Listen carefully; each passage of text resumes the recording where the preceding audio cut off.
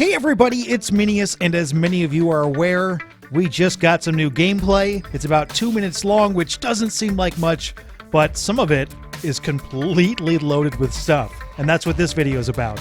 But before you watch this, if you haven't seen the gameplay, stop watching right now and come back after you have. There should be a link in the description box, because there's a lot, and I could go on for a long time about some of this stuff. Like how this first shot implies that you operate your ship, the Tempest, out of the enormous space station called the Nexus, but we kind of already knew that.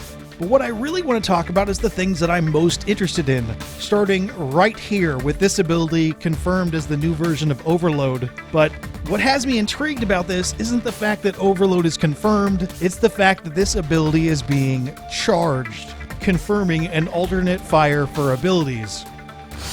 What? There's even a description earlier on that talks about this. Here it is. Overload. Tapping the button unleashes an electrostatic discharge upon a target. High damage to shields and synthetic enemies. However, holding the button charges Overload, causing it to chain to 2 additional targets. Cool.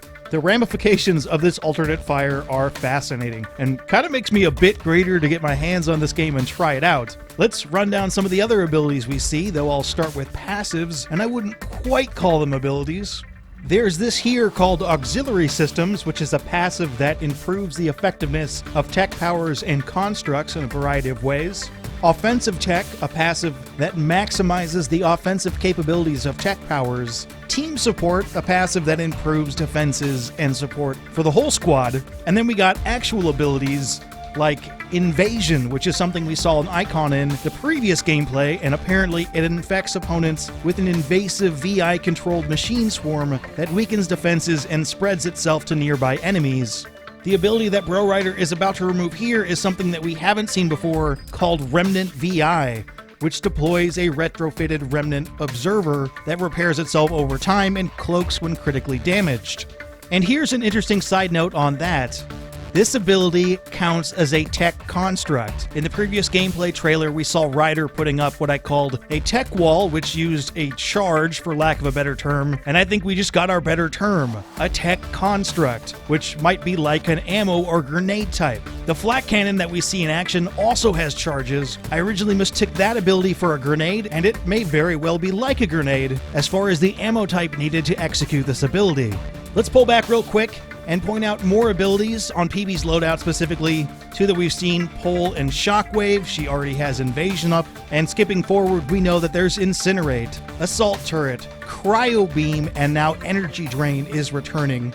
You'd think somebody would have picked up on this.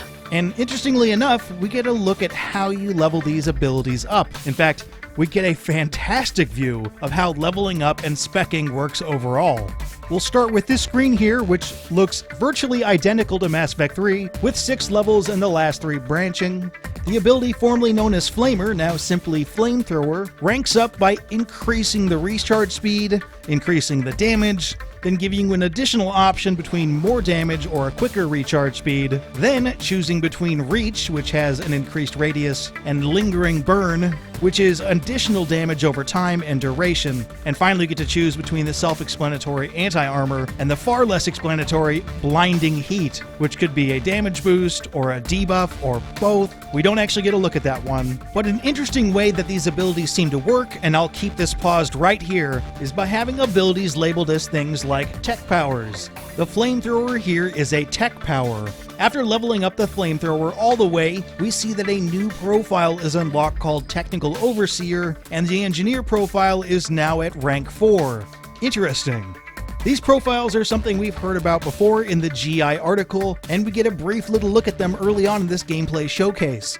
There are 7 basic categories. Choosing one of the profiles in these categories appears to give you stat bonuses that you can see here, and these categories should be familiar to you, because we have Soldier, Engineer, Adept, Sentinel, Vanguard, and Infiltrator. The new one called Explorer should be an even combo of tech, biotic, and combat powers. So leveling up abilities that are, quote, tech abilities, like Flamethrower or Overload or Remnant VI, help unlock more profiles in the relevant relevant categories, which give you bonuses. We can see the basic engineer rank 1 right here that gives multiple 20% bonuses, and we know you can unlock engineer rank 4, so how powerful is that? We don't get a great look, but there could be some serious depth here with these specs and loadouts. It's more than just ranking up a soldier profile or an adept profile. We mentioned, for instance, the tactical overseer. This bro rider here is a recon specialist. PB is a rogue academic. I don't know exactly what these things mean, but they sound very cool. Again, I want to get my hands on this game. And the bottom line is that ranking up specific types of abilities appears to pay off. I'll go out on a very tiny limb here and say that the flat cannon ability is a combat ability, and pole and shockwave are almost certainly biotic abilities, and it seems that leveling up these abilities will unlock profiles that help those same abilities become more effective.